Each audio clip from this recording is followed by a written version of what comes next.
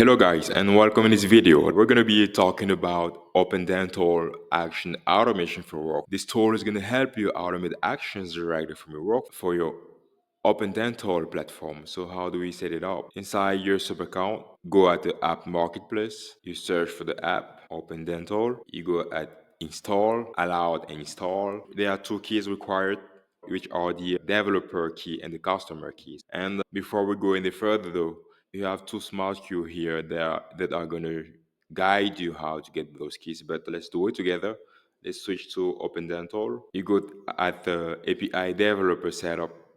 Right, you come down here at authorization and you have the two keys here. Right, open here. We explain you how to recognize them.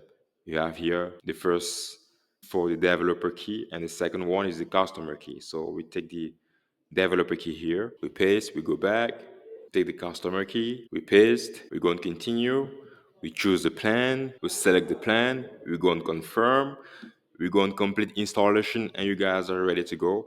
The installation is complete, and you guys are now able to execute actions directly from a workflow for your Opendental. So guys, if you ever have any questions, feel free to reach out. We have a very dedicated team who is also available 24/7. Thank you for watching this video, guys.